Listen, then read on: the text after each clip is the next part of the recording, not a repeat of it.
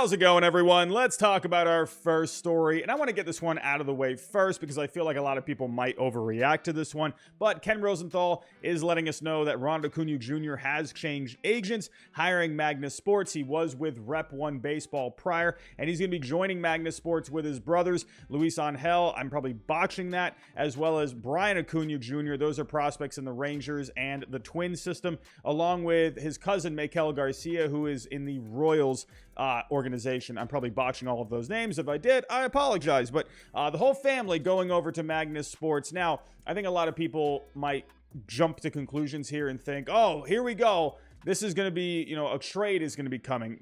Hold the phone here. Hold the phone. Now, there has been some speculation about Ronald Acuna Jr. maybe being a trade candidate. I don't buy it for a second. There were a couple little rumors out there over the last couple of weeks, but you got to remember here with organizations like the Braves, they always want their major league team to be obviously competitive, but they're also looking at the organization as well, their farm system. What can they do to not only make their major league team better, but how can they keep their organization just thriving throughout all the levels? So someone like a Ronald Acuna Jr. would bring in a ton of prospects. If you take a look here, $94 million worth of value. Why is he worth that much? Well, you take a look at his contract. I mean, my goodness, this is one of the best contracts, one of the most team-friendly contracts in the game, if not the most team-friendly contract. 8 years, $100 million. There's 2 club options for 27 and 28. This dude is getting $12.5 million on average per year. And for what he is doing on the field, are you kidding me? I mean, last year was a bit of a down season. He was coming back from an injury, but he was still worth $17.5 million. This guy's been one of the best players in Major League Baseball.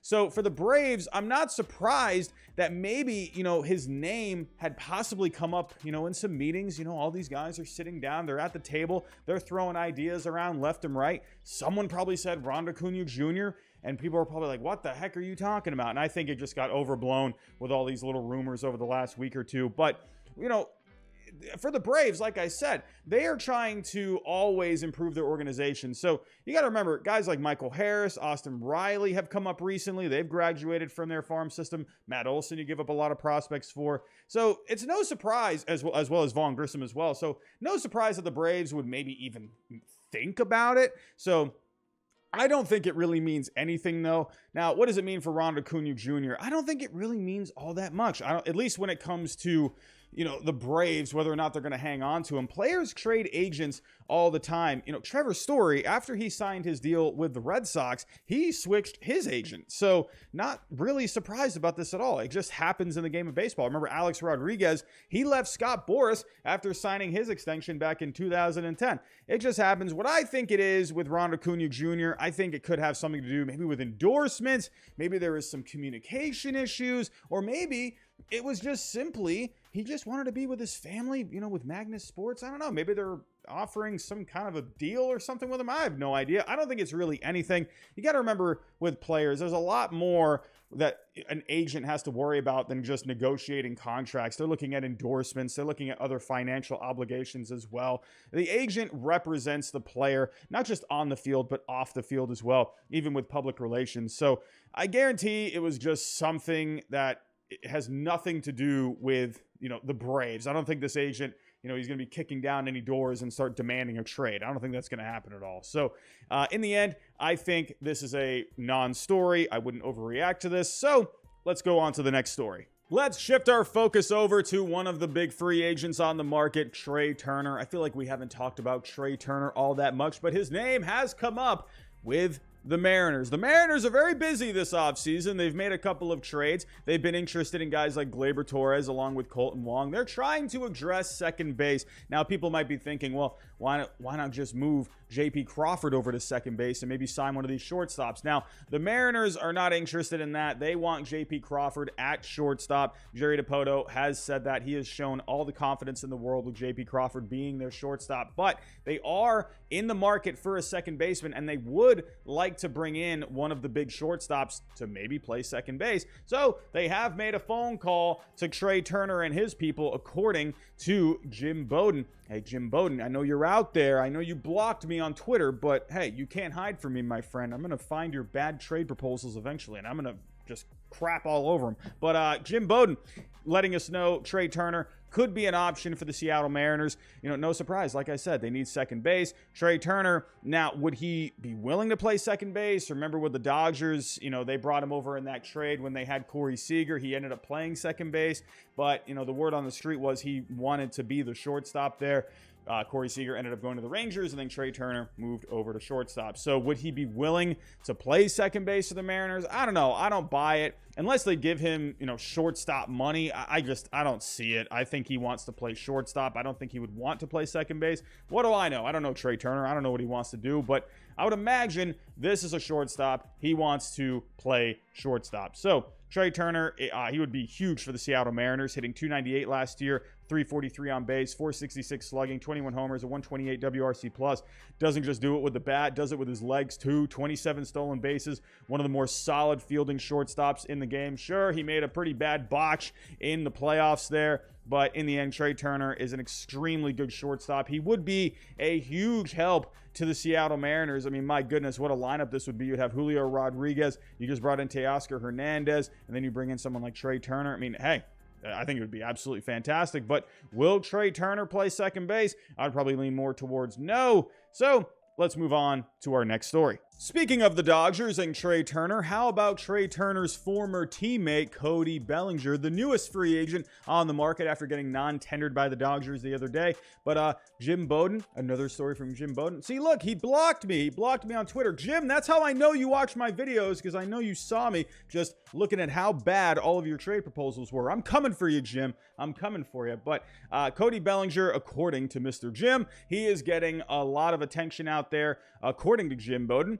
Within an hour of him being non-tendered, at least 5 teams had made a phone call about him, and several more have called since. Now, Cody Bellinger, we all know the story with him winning the MVP back in 2019. I mean, my goodness, this season he had was just absolutely incredible, but he has just completely fallen off in the last couple of years. Still pretty good in the field, good with his legs, so he does bring value even with a struggling bat. But a lot of teams, hey, they think maybe they can get Cody Bellinger back on track, because if you can get him anywhere near to what he was doing back in 2019, oh my goodness, that would be absolutely incredible. Now, there's a lot of teams that could really use someone like a Cody Bellinger. The Toronto Blue Jays, all righties in that lineup, a lefty bat there I think would be pretty nice. Team like the Colorado Rockies, a team he's familiar with from the National League West, that would be a really nice bat to add, especially with the Coors effect there. Man, if you can get his power going, my goodness, this guy, you know, get him back to what he was doing in 2019. Who knows what kind of a, you know, how good he could be with the Rockies. A team like the Rangers, I think, could be pretty good. There's a lot of teams out there that could really use him. The Cubs have been linked to him. Many teams, I think, would be interested in someone like a Cody Bellinger, because at the end of the day,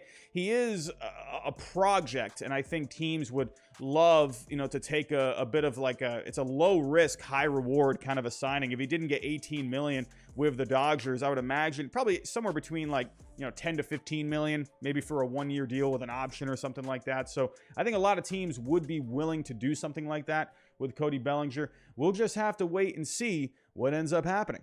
And for our last story, the Mets are interested in Justin Verlander. Oh, typical Mets, looking at all these high-priced players. What a surprise. But Justin Verlander, could he be an option for Queens?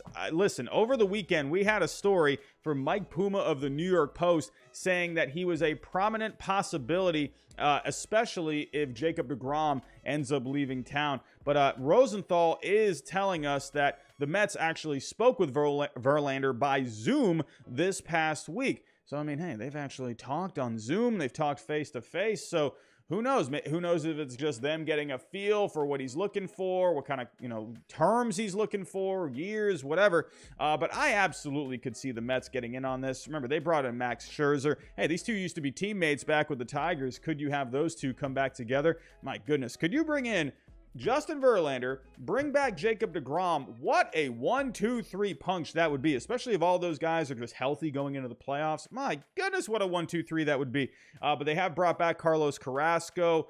Again, who knows what ends up happening with Jacob deGrom, but word on the street is that he would like to go back to the Mets. So that would be his number one choice. Now, I guess the question comes down to, will they meet in terms of years and dollars? That's usually what it comes down to.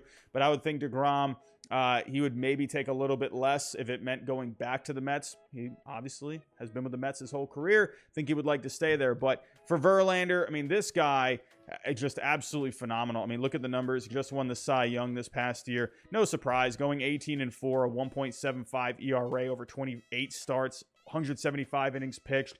Looking at the strikeout numbers, I mean, my goodness, this guy, he just... every single year, man, he's just so good. 9.5 strikeouts per 9, 1.5 walks per 9. Looking at the FIP, a 2.49, only a little bit higher than the ERA. Verlander would be a huge addition for the New York Mets. And like I always say, we're just going to have to wait and see what ends up happening. But I do think the Mets could be a serious contender for his services. But let me know what you think down below in the comments. What do you think of all the stories I've talked about in this video? Let me know. But that's all I have for right now. Thanks for watching, and I'll talk to you next time.